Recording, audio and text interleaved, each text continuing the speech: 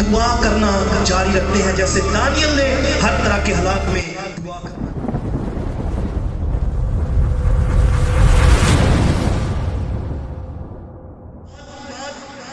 دعا کے معمول کے حوالے سے سیکھیں گے اور وہ ہے دعا کے معمول کی انوکھی برکت۔ آج کے حوالے میں سے ہمیں دعا کے معمول کے حوالے سے ان آیات میں سے ایک انوکھی برکت کا علم حاصل ہوگا۔ انوکھی کا مطلب ہے جو سب سے مختلف ہے، بڑی عجیب ہے، بڑی اعلیٰ ہے، بڑی اتم ہے۔ یوں تو جب ہم ان آیات پر غور کریں تو 25ویں آیت سے باب کے آخر تک ہمیں بہت ساری دیگر برکات کا ہمیں ذکر ملتا ہے۔ یہ برکت بھی کوئی چھوٹی نہیں کہ خدا نے اپنے بندے دانیل کی دعا کے وسیلے سے نبوکد نظر بادشاہ کے خواب کو ظاہر کر دیا کہ اس نے خواب کیا دیکھا تھا۔ ہاللیلویہ۔ یہ بھی ایک بہت بڑا معجزہ ہے کہ کسی انسان کا خواب پتہ چل جائے کہ اس نے خواب کیا دیکھا تھا۔ ہاللیلویہ۔ پھر اس کے بعد جب اس کی تعبیر کی بات آتی تو جب دانیل نے اس کے خواب کی تعبیر کی تو دانیل کو بہت زیادہ عزت اور احترام ملا۔ 40ویں آیت میں لکھا ہے تب نبوکد نظر بادشاہ نے منہ کے بل گر کر دانیل کو سجدہ کیا اور حکم دیا کہ اسے ہدیہ دے اور اس کے سامنے بخور جلائیں۔ یہ بھی ایک برکت ہے جو دانیل کو دعا کے معمول کی وجہ سے حاصل ہوئی۔ پھر دانیل کے دعائیا معمول کی وجہ سے ان آیات میں سے ایک اور برکت ہے اور وہ یہ ہے کہ خدا کے نام کو عزت اور جلال ملا اور اقرار کیا گیا کہ دانیل کا خدا ہی حقیقی خدا ہے۔ جیسے 47ویں آیت میں لکھا ہے بادشاہ نے دانیل سے کہا فی الحقیقت تیرا خدا معبودوں کا معبود اور بادشاہوں کا خداوند اور بھیدوں کا کھولنے والا ہے کیونکہ تو اس راز کو کھول سکتا ہے۔ یہ بھی ایک بہت بڑی برکت ہے۔ پھر دانیل نبی کو دعا کے معمول کے وسیلے سے ایک اور بڑی برکت ان آیات میں ہمیں ملتی ہوئی نظر آتی ہے اور وہ یہ ہے کہ دانیل کو اعلیٰ اور قیمتی لیوش گفٹس یا تحفے تحائف اس کو دیے گئے۔ اعلیٰ اور قیمتی لگژری گفٹس اس کو دیے گئے بادشاہ نبوکد نظر کی وجہ کی طرف سے۔ پھر دانیل نبی کو یہ برکت بھی ملی کہ اس کو بابل کے صوبے کا وزیر اعلیٰ بنا دیا گیا، CM بنا دیا گیا، چیف منسٹر بنا دیا گیا بابل کے صوبے کا دانیل نبی کو۔ یہ بھی برکت ہے اس حوالے میں۔ پھر دانیل نبی کو بابل کے تمام حکیموں اور جتنے بھی عقل مند لوگ تھے ان کا بھی حاکم بنا دیا گیا۔ ہاللیلویہ۔ یہ بھی برکت ہے جو اس حوالے میں موجود ہے۔ پھر نہ صرف دانیل نے برکت پائی بلکہ دانیل نبی کے وسیلے سے اس کے دوستوں میں صدرک میثق اور عبدنجو کو بھی برکت ملی اور جب دانیل نے ان کی درخواست بادشاہ کے سامنے کی تو بادشاہ نے ان کو بھی صوبے میں اعلیٰ عہدوں پر فائز کر دیا۔ یہ بھی برکت ہمیں اس حوالے میں سے نظر آتی ہے۔ لیکن دعا کے معمول کی ایک انوکھی برکت دانیل کو اس حوالے میں ملی جس کا ہمیں یہاں پر ذکر ملا اور وہ برکت جو انوکھی برکت ہے وہ بھلا کیا ہے؟ خدا کی بادشاہی کے مکاشفے کی برکت اس کو۔ ہاللیلویہ۔ اور یہ سمجھتا ہوں کہ یہ برکت نہ صرف دانیل کو ملی تھی، آج جب اس حوالے پر غور کر رہا تھا تو مجھے بھی خدا کی بادشاہی کے مکاشفے کی برکت اس حوالے میں سے ملی۔ ہاللیلویہ۔ ہاللیلویہ۔ جتنے واضح طور پر اس حوالے میں سے آج خدا کی بادشاہی کی وضاحت ہوئی ہے اس سے پہلے اس طور پر میں نے بھی اس حوالے کو نہیں دیکھا تھا۔ اس لیے یہ ایک بڑی انوکھی برکت ہے، خدا کی بادشاہی کے مکاشفے کی برکت۔ اور مکاشفے کا مطلب ہوتا ہے کسی راز سے پردہ اٹھنا، کسی بھید کا ظاہر ہونا، کسی پوشیدہ بات کا علم حاصل ہو جانا۔ یہ کیا ہے؟ مکاشفہ ہے، یہ ریویلیشن۔ نبوکد نظر بادشاہ کے خواب کی تعبیر کرتے کرتے اس نے اس بڑے بھید کو اور اس انوکھی برکت کو بھی حاصل کر لیا۔ ہاللیلویہ۔ جو خدا کی بادشاہی کے مکاشفے کی برکت ہے۔ ہاللیلویہ۔ اس تعبیر میں خدا کی بادشاہی کے بھید کی تفصیلات ہمیں ملتی ہیں جو دانیل کو اس وقت کی تعبیر کی. اور یاد رکھیں یہ برکت نبوکدنضر بادشاہ کو ہرگز نہیں ملی کیونکہ وہ خدا پرست نہیں تھا, کیونکہ وہ دعا کرنے والا نہیں تھا, کیونکہ وہ خدا کے حضور میں ٹھہرنے والا نہیں تھا. گو اس کے پاس برکت آئی لیکن اس کو مل نہ سکی. ہو سکتا ہے کہ ہمارے پاس بھی برکت آتی ہو, ہمارے آس پاس ہی برکت آتی ہو, لیکن ہم اس کو پا نہ سکتے ہو جیسے نبوکدنضر نے نہیں پایا, لیکن دانیل نے اس برکت کو پا لیا کیونکہ وہ دعا کرنے والا تھا. ہاللیلویا. اب خدا کی بادشاہی کے بھید یہاں پر کھلتے ہیں. میں نے اس بادشاہی کے جو بھید یہاں سے کھلے ہیں ان کو سوالوں کی صورت میں آپ کے لیے ایزیلی ان کو آپ کے لیے ڈیفائن میں نے یہاں پر میں کیا چاہتا ہوں کرنے والا. اول خدا کی بادشاہی کے بارے میں جو بات ہمیں یہاں سے ملتی ہے اور جس سوال کا ہمیں جواب ملتا ہے وہ یہ ہے کہ خدا کی بادشاہی کب آئے گی. دانیل نبی وہ کئی سو سال پہلے وہ ان باتوں کے بارے میں جان گیا کیونکہ وہ دعا کرنے والا شخص تھا. خدا نے اس پر اس بڑی اہم بات کو کھول دی. خدا کی بادشاہی کب آئے گی؟ دانیل نبی نے نبوکدنضر بادشاہ کو بتایا کہ اس نے خواب دیکھا ہے کہ ایک بڑی مورت ہے جس کا سر سونے کا ہے اور جس کا سینہ اور بازو چاندی کے ہیں اور جس کے جو سینہ ہے اور جس کے پیٹ اور جو تھائز ہیں ٹانگیں ہیں یا جو پیٹ کی نچلا حصہ ہے وہ تانبے کا ہے اور اس سے نیچے ٹانگیں اور اس کی انگلیاں جو ہے وہ کچھ لوہے کی ہیں اور اس کی انگلیاں مٹی اس میں مٹی بھی ملی ہوئی ہے.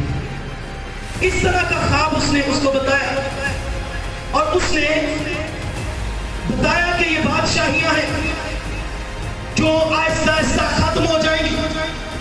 لیکن اس کے بعد اس نے بتایا کہ تو نے خواب میں یہ بھی دیکھا کہ ایک پتھر بغیر ہاتھ لگے خود ہی وہ بڑے پہاڑ سے کاٹا گیا اور وہ آ کر اس بڑی مورت کے پاؤں پر گرا اور اس کی وجہ سے جو مورت تھی وہ ٹکڑے ٹکڑے ہو گئی اور اس کو ہوا اڑا لے گئی یہاں تک کہ ان کا پتہ نہ ملا اور وہ پتھر جس نے اس مورت کو توڑا ایک بڑا پہاڑ بن گیا. اس سے ہمیں پتہ چلتا ہے کہ خدا کی بادشاہی ان 4 بڑی سلطنتوں کے بعد آئے گی. اور یہ 4 بڑی سلطنتیں کون سی ہیں؟ اس سلطنت کا جو پہلا جو حصہ ہے وہ تو وہی نبوکدنضر بادشاہ کا جو بابلی سلطنت ہے. اس کے بعد اس کا جو دوسرا حصہ ہے اس کے بازو چاندی کے, سینہ اور اس کے بازو چاندی کے, تو یہ دوسری بادشاہت ہے جو فارسی بادشاہت ہے. اور اس کے بعد اس کو پتا چلا کہ جو تیسری اس مورت کی جو اس نے دیکھی اس میں اس کا شکم اس کی رانیں تانبے کی تھی. یہ تیسری حکومت اور یہ حکومت یونانی حکومت تھی جس کا آغاز سکندر اعظم نے الیگزینڈر دی گریٹ نے کیا. اور پھر اس کے بعد چوتھی حکومت جو رومی سلطنت ہے جو لوہے اور جس کے پاؤں کی انگلیاں کچھ مٹی اور کچھ لوہا ہے, یہ رومی سلطنت ہے.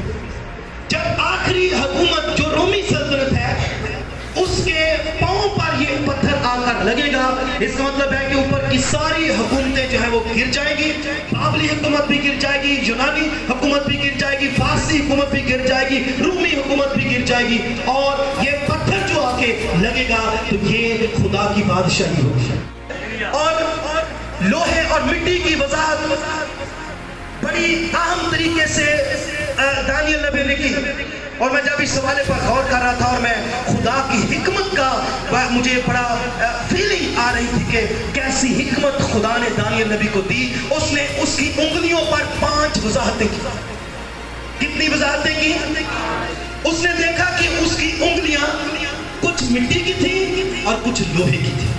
اس بات کی دانیل نے 5 وضاحتیں کی. کتنی وضاحتیں کی؟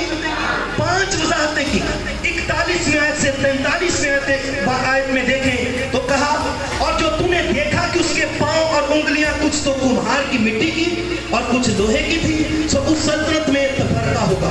پہلی وضاحت. مگر جیسا کہ تم نے دیکھا کہ میں لوہا اس میں لوہا مٹی سے ملا ہوا تھا، اس میں لوہے کی مضبوطی ہوگی، دوسری وضاحت۔ اور چونکہ پاؤں کی انگلیاں کچھ لوہے کی اور کچھ مٹی کی تھی، اس لیے سلطنت کچھ قوی اور کچھ ضعیف ہوگی، تیسری وضاحت۔ اور جیسا تو نے دیکھا کہ لوہا مٹی سے ملا ہوا تھا، وہ بنی آدم سے آمیختہ ہوں گے، چوتھی وضاحت۔ لیکن جیسے لوہا مٹی سے میل نہیں کھاتا، ویسے ہی وہ بھی باہم میل نہ کھائیں گے، پانچویں وضاحت۔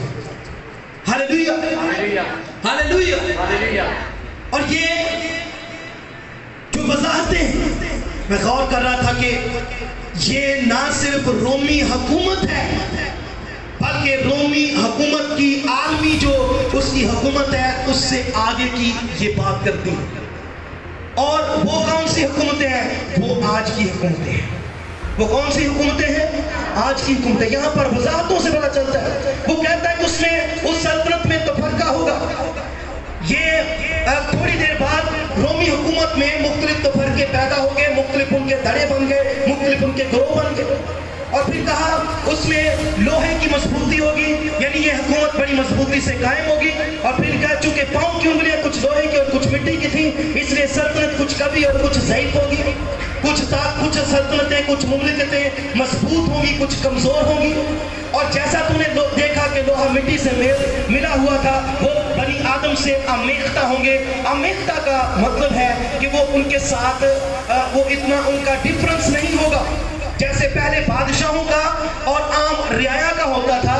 اب آنے والا نظام حکومت ایسا نہیں ہوگا، بلکہ ہم کہہ سکتے ہیں کہ یہ ایک ایسا نظام ہوگا جس میں ووٹنگ کے ذریعے سے صدر یا وزیر اعظم کو چنا جاتا ہے، وہ لوگوں میں سے ہی ہوتے ہیں۔ اس کا مطلب ہے کہ یہ حکومتیں بنی آدم کے ساتھ آمیختہ ہوں گی، انہی میں سے بنے گی۔ اور یہ آج کی حکومتیں ہیں جو ووٹنگ کے ذریعے سے بن رہی ہیں۔ اب بہت کم ایسے ممالک ہیں جہاں پر بادشاہی نظام ہے۔ سعودی عرب میں یہ نظام ہے، برطانیہ میں یہ نظام ہے، بہت کم ممالک ہیں رہ گئے ہیں جہاں پر یہ شاہی نظام اب تک قائم ہے، نہیں تو زیادہ تر ممالک میں اب جو حکومتیں ہیں وہ ووٹنگ کے ذریعے سے ہوتی ہیں اور عوام میں سے ہی لوگوں کو چنا جاتا ہے۔ کوئی نسلی سلسلہ، شاہی سلسلہ اب نہیں چلتا ہوا نظر آتا۔ کیا خیال ہے آپ؟ ہاں جی۔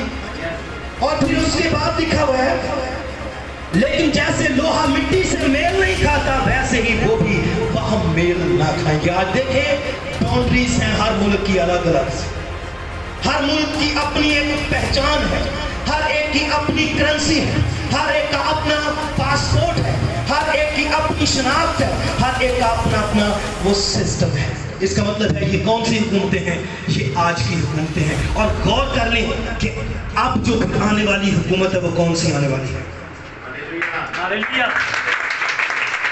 اب پیچھے کیا رہ گیا؟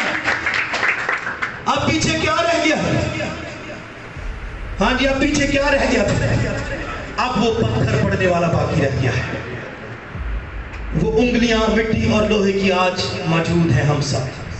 اب وقت آنے والا ہے کہ وہ پتھر اپنے آپ کٹ کر آئے گا اور اس پاؤں پر آئے گا جو مٹی اور پتھر مٹی اور لوہے کی حکومتیں ہیں، اور سب کچھ ملیا میٹ ہو جائے گا، اور پھر وہ خدا کی بادشاہی جو ہے وہ قائم ہو جائے گی۔ دوسری جو یہاں پر ہمیں تفصیل نظر آتی ہے، خدا کی بادشاہی کہاں سے آئے گی؟ خدا کی بادشاہی کسی انسان کے وسیلے سے نہیں آئے گی۔ خدا کی بادشاہی کسی بڑے سورما کے وسیلے سے، کسی بڑے جنگی فاتح کے ذریعے سے نہیں ہے۔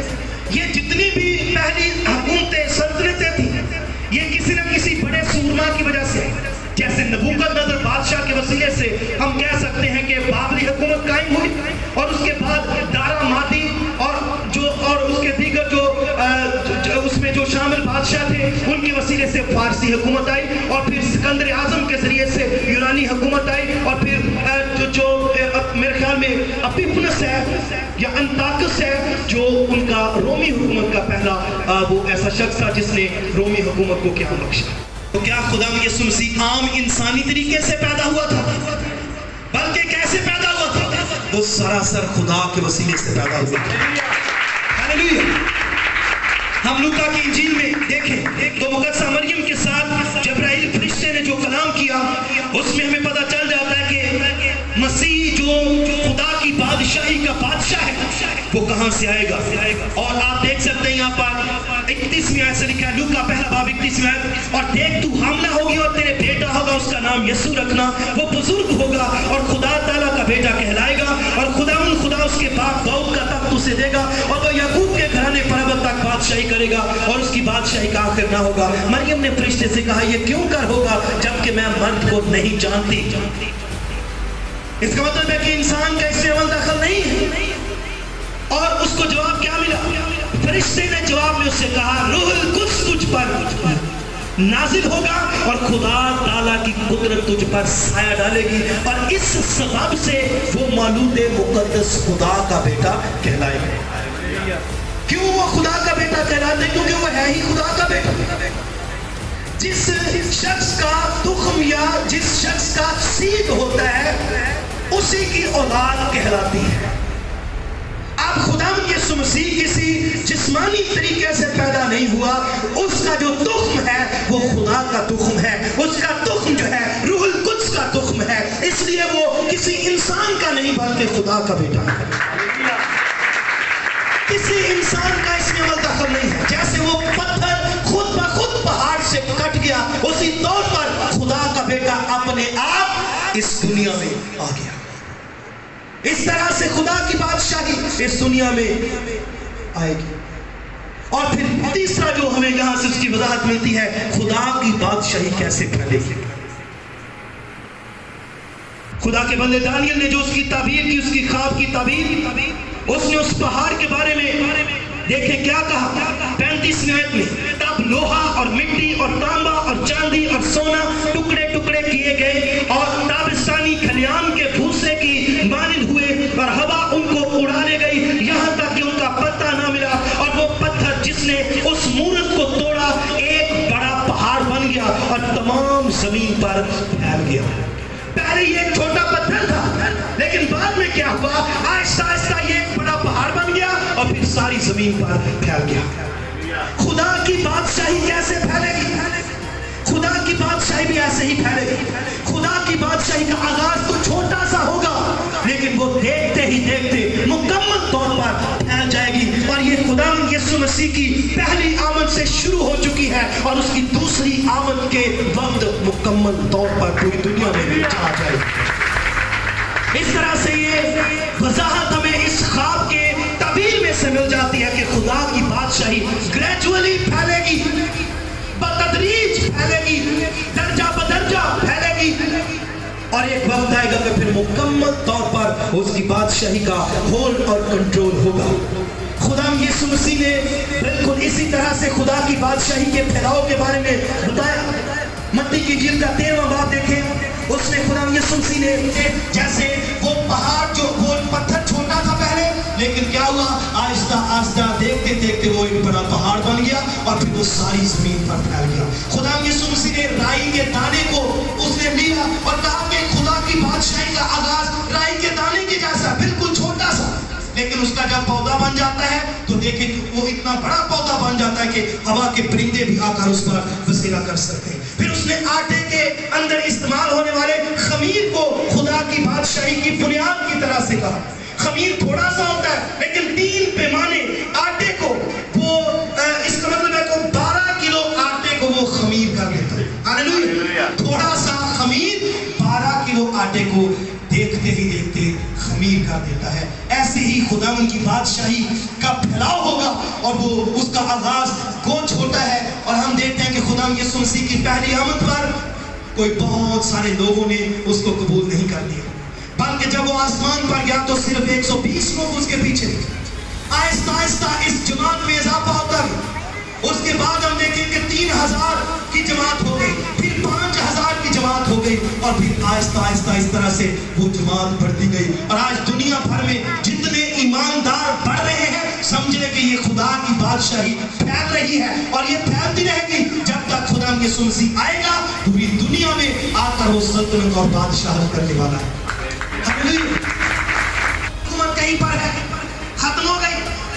آج آپ نے کبھی دیکھا ہو کہ فارس کی حکومت، عالمی حکومت یہاں پر ہے؟ کہ ایران جو ہے وہ یہی کے لوگ، فارسی لوگ، لیکن اب وہ فارسی حکومت عالمی حکومت نہیں ہے، محض وہ ایران کی حکومت ہے۔ پہلے جب یہ اس زمانے کی بات ہے، اس وقت ساری دنیا پر فارسی حکومت ہے، لیکن آج دیکھیں کہ دنیا میں فارسی حکومت عالمی سطح پر نہیں ہے، ختم ہو گئی۔